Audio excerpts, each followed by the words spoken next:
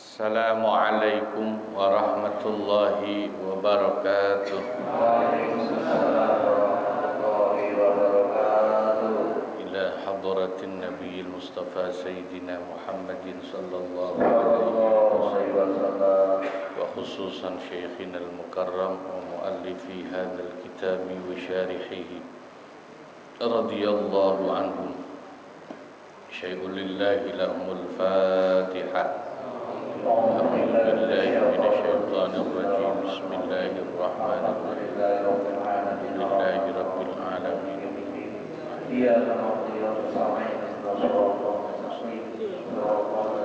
صراط الذين أنعمت عليهم بسم الله الرحمن الرحيم الحمد لله رب العالمين والصلاة والسلام على سيدنا ومولانا محمد وعلى آله وصحبه أجمعين أما بعد. Al-mukarramun wal mukarramat, para guru, para sesepuh, Bapak Ibu jamaah ukhuwah Islamiyah, bil khusus guru-guru kita Mukarram Bapak Kiai Haji Muhammad Misjan, Bapak Kiai Haji Ahmad Habibi, Bapak Kiai Haji Abdul Hamid Mustafa Al-Hafidh, juga pengurus Majelis Ta'lim Ukhuwah Islamiyah, Bapak Ustadz Haji Muhammad Basrain, Bapak Ustadz Haji Muhammad Tahir, ada pengurus Masjid Baitul Falah Bapak Haji Sugiyarto, juga Bapak Ustadz Haji Pepen Effendi yang hadir. Moga-moga semua dicatat sebagai umatnya Rasulullah sallallahu alaihi wasallam. Alhamdulillah, di pagi hari yang mubarakah ini kita kembali hadir untuk ta'lim dalam keadaan sehat wal-afiyah. Semoga Allah berikan panjang umur, ditambahkan barokahnya dan istiqamahnya. Bismillahirrahmanirrahim, halaman 117. Wa wa'adha zawjatahu nadban, dan sunnah bagi suami menasehati istrinya, li ajli khawfi wuqu'i nusyuzin minha, karena khawatir istrinya akan jatuh pada perbuatan nusyuz. Apa itu nusyuz?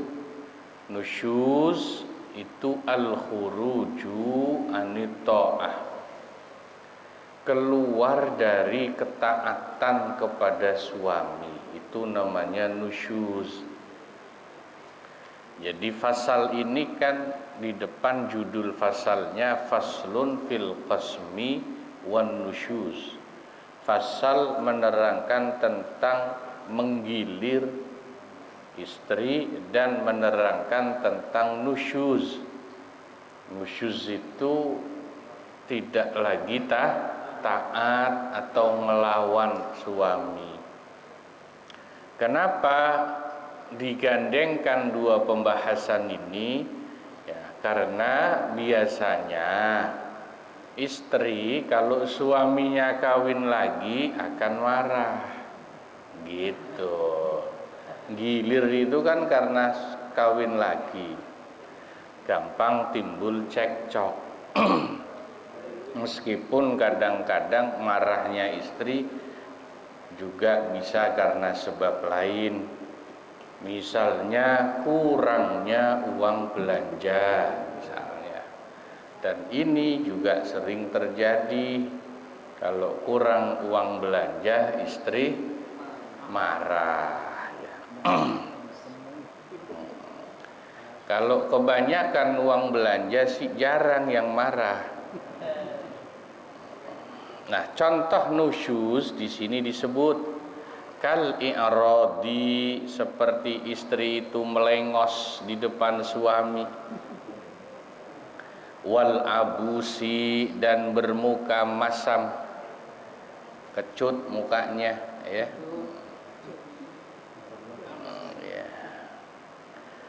Ba'dal ikbali, sesudah awalnya itu istri tidak melengos, menghadap itu ya tidak melengos. Wa talaqatil wajhi, dan sebelumnya istri itu wajahnya berseri-seri, jadi kemudian wajahnya asem. Wal kalamil khashini, dan istri berbicara kasar.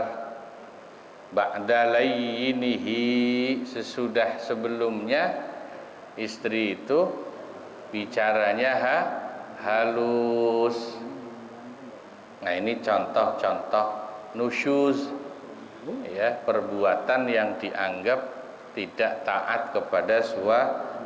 Nah, kalau kasus seperti itu, suami disunnahkan menasehati istrinya dengan nasihat yang baik. Ditanya baik-baik istrinya, "Ma, kenapa kok mukanya asem?" Gitu, ya. "Kenapa kok ngomongnya ketus?" Gitu, ditanya, dinasehati baik-baik. "Apakah duit belanjanya kurang?" Ya, gitu. Ya. Wahajara insya'a madja'an, dan suami boleh memisahkan tempat tidur kalau dia menghendaki, ma'awa'dhiha, disertai tetap menasehati istri, berpisah tempat tidur. Kalau udah dinasehati, istri masih tetap ngamuk-ngamuk, maksudnya begitu, tetap ngomel-ngomel, mukanya tetap ditekuk, ngomongnya tetap kasar, maka suami boleh kalau mau sementara tidurnya tidak bareng, ya. Istri di kamar, suami depan TV gitu, ya. Jangan istri di rumah, suami tidur di luar, tidak maksudnya. Ya, tetap di rumah tapi beda tempat tidur. Ada kalau kiai-kiai dulu itu, kalau istrinya ngomel-ngomel, kiai dulu tidak pulang, tapi di masjid. Ya, karena biasanya kiai dulu punya pesantren dan punya masjid. Nah, di masjid ada ruangan khusus buat kiai, ya, untuk khalwat, ya, untuk sendirian.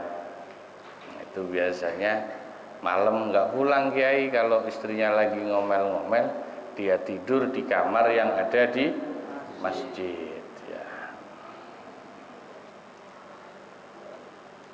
Lafil kalami, tapi tidak boleh memutus omongan dengan istri, artinya mendiamkan istri. Bal yukrahu fihi, bahkan hukumnya mendiamkan istri itu dimakruhkan dalam kasus ini. Ya, jadi berantem sama istri itu ada levelnya, kira-kira gitu. Level pertama kalau masih bisa ditanganin, dinasehatin baik-baik. Udah berapa hari kok tetap berantem istrinya, ya pisah tempat tidur, tapi tetap ngomong, jangan diem-diem aja. Wa yahrumul hajru bihi ay bil kalam, dan memutus bicara itu hukumnya haram. walau li ghairi zaujah, itu kurang kata walau itu. Ya, di kitab aslinya walau li ghairi zaujah. Di situ kan cuman wali ghairi zaujah ya. Ya, ditulisin tambahi walau li ghairi zaujah, ada lau ghayahnya. Sekalipun berhenti bicaranya itu kepada selain istri, artinya kepada orang lain, enggak cuman sama istri, itu juga haram. Fauqa salasati ayyamin, kalau berhenti bicara itu lebih dari 3 hari.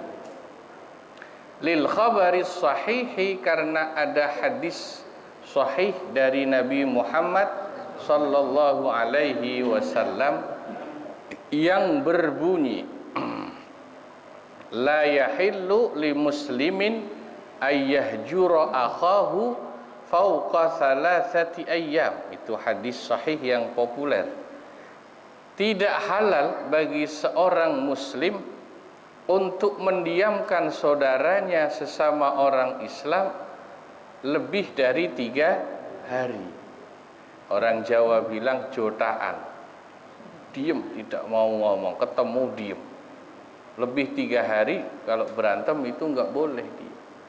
Jadi paling lama 3 hari.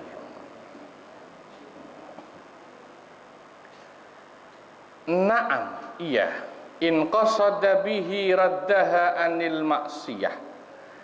Jika tujuan suami mendiamkan istri, tidak bicara itu adalah mengembalikan istri supaya istri kembali dari perbuatan maksiatnya, wa islaha diniha, dan kalau tujuannya itu untuk memperbaiki agamanya istri, urusan agamanya, jaza, maka diperbolehkan.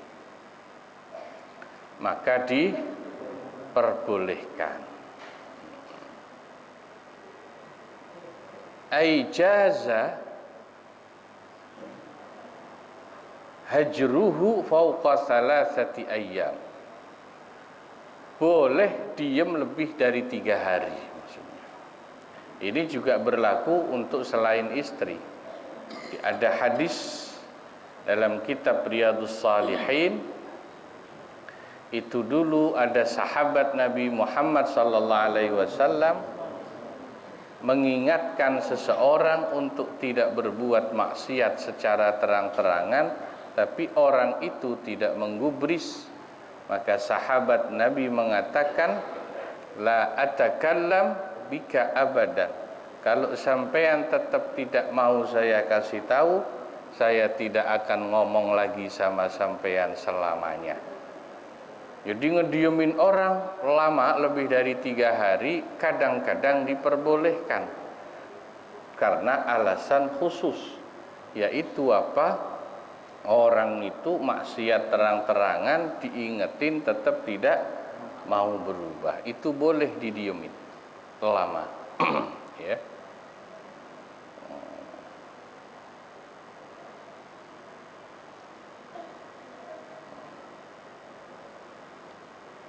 Tapi kalau sama istri ya cukup 3 hari saja. Cukup 3 hari. Wa darabaha, tingkat ketiga dari nusyusnya istri, dari ngelawannya istri, ini yang kalau sudah berat sekali, sudah dipisah tempat tidurnya masih tidak berubah istrinya, jawazan darban wa darabaha jawazan darban ghaira mubarrihin. Dan suami boleh memukul istrinya dengan pukulan yang tidak melukai, wala mudmin, dan tidak menyebabkan keluarnya darah, tidak membuat berdarah. Ala ghairi wajhin, pada anggota tubuh selain wajah, wa maqtalin, dan pada anggota tubuh yang tidak menyebabkan kematian, bahaya kematian, tidak pada anggota vital tubuh. In afadat darbu, jikalau pukulan suami itu ada faedahnya, fi dhannihi, dalam dugaan suami, dalam dugaan kuat suami ini, kalau saya tabok mohon maaf ya, pundak kan bukan wajah ya, bukan anggota vital, dan tidak melukai, tidak mencederai, dan tidak membahayakan keselamatan istri. Ini level terakhir dari cara mendidik istri kalau sudah parah. Boleh ini harus difahami, bukan anjuran ya. Jangan kemudian meskipun hukumnya boleh, kalau istri yang lawannya udah kelewatan terus suami main tangan, tidak begitu. Ini opsi terakhir sebetulnya.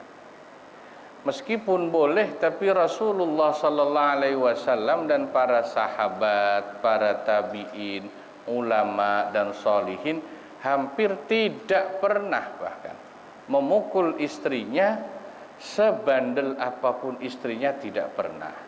Jadi jangan dipakai, kalau bisa jangan dipakai. Kalau mau ya cukup dicubit saja istrinya, dicubit. Atau kalau mau dipukul, mukulnya jangan pakai tangan, pakai duit merah saja yang banyak. Insya Allah istrinya langsung berubah jadi baik. Istri misalnya susah dikasih tahu baik-baik, udah tidur nggak bareng tetap bandel, terakhir ambil duit merah segepok pukul, ya, insya Allah istrinya nurut ya.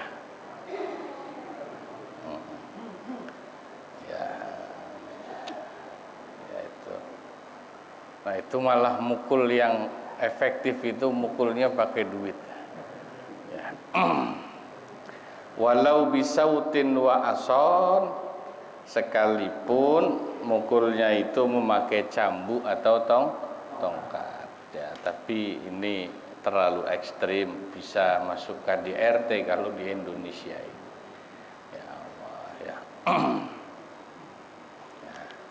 Lakin naqalar Ruyani, akan tetapi Imam Ar-Ruyani menukil satu pendapat, ta'yinahu, akan adanya ketentuan kebolehan memukulnya suami itu, biadihi, hanya pakai tangannya, au bimindilin, atau pakai sapu tangan. Jadi kalau pakai cambuk atau tongkat itu menurut Imam Royani tidak boleh ya, pakai tangan saja atau pakai sapu tangan ya.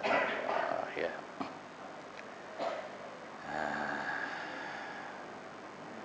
Binusyuzin, nah ini terakhir, itu semua dari atas tadi pembahasan itu boleh dilakukan sesuai level dan tingkatannya sebab adanya nusyuz, yaitu keluarnya istri dari ketaatan kepada suami, ai bisababihi, sebab adanya nusyuz. Wa illam yatakarrar, sekalipun nusyuz itu tidak berulang-ulang, enggak sering-sering. Khilafan lil muharrari, tetapi ini berbeda pendapat dengan kitab Al-Muharrar. Al-Muharrar itu karya Imam Ar-Rafi'i. Kalau dalam kitab Al-Muharrar, bolehnya melakukan tindakan-tindakan tadi yang diterangkan dari level paling ringan sampai paling berat itu syaratnya nusyuznya istri, bangkangnya istri itu sudah takarrur, sudah berulang-ulang, sudah sering, sudah terus-terusan. Wa yasqutu, dan menjadi gugurlah, bidzalika, ai bidzalikan nusyuz, sebab adanya nusyuz, bangkangnya istri itu, apa yang gugur, al-qasmu, hak giliran si istri itu hilang. Ya, kalau suaminya ini poligami, istri yang bangkang nusyus itu hilang jatah gilirnya. Nah, itu salah satu konsekuensi hukumnya. Saudara-saudara jamaah yang dimuliakan Allah, ini fikih. Ini fikih. Fikih itu aturan legal formal, ya, harus dipahami ya. Tapi dalam rumah tangga tidak hanya ada aturan fikih legal formal, masih ada yang disebut aturan akhlak. Ya, di samping fikih ada akhlak yang biasa disebut etik, ya, moral. Kalau fikih kan legal formal, kalau akhlak itu moral. Lebih baik menggunakan pendekatan akhlak atau moral. Ya. Jadi kalau ada cekcok jangan main kekerasan, jangan main tangan. Ya. Para ulama itu diceritakan dalam satu kitab yang namanya Sabrul Ulama ala Zaujat. Ya, ada kitab namanya Safahat min Sabril Ulama ala Zaujat. Kutipan-kutipan kisah para ulama dalam menghadapi istri. Rata-rata dalam kisah cerita di kitab itu disebutkan tidak ada satupun ulama yang punya istri bangkang atau galak pakai kekerasan, itu tidak ada. Justru biasanya ulama kalau diuji Allah dengan istri yang seperti itu, dia semakin mendekatkan diri kepada Allah, muhasabah, introspeksi, nangis, dia doa sama Allah, bukan menyalahkan istri, tapi menganggap itu teguran dari Allah atas kesalahannya. Jadi kalau Anda suami dikasih cobaan istri yang seperti itu, kalau kata ulama ini, itu sebetulnya Allah sedang menegur Anda sebagai suami. Anda banyak salahnya sama Allah, Anda kurang dekat sama Allah. Jadi Allah tegur kita para suami melalui akhlak istri yang kurang baik, supaya kita memperbaiki diri kita kepada Allah. Kalau kita memperbaiki diri kita para suami, nanti Allah akan memperbaiki akhlak istri kita. Itulah kenapa kemudian ada kaidah, tapi ini bukan kaidah fikih. Ini kaidahnya di medsos tapi ya. Bunyinya apa? Istri tidak pernah salah. Itu pasal 1. Pasal 2 bunyinya kalau istri salah tetap itu salah suami.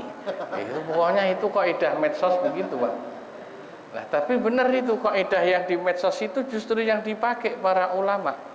Jadi kalau istrinya itu kok bandel ngelawan suami, ulama tidak menyalahkan istri, tapi menjadikan itu sebagai peringatan dan teguran dari Allah supaya dia memperbaiki dirinya.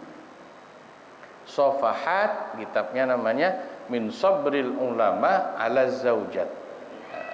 Itu kalau tidak salah yang mengarang namanya Abu Ghuddah.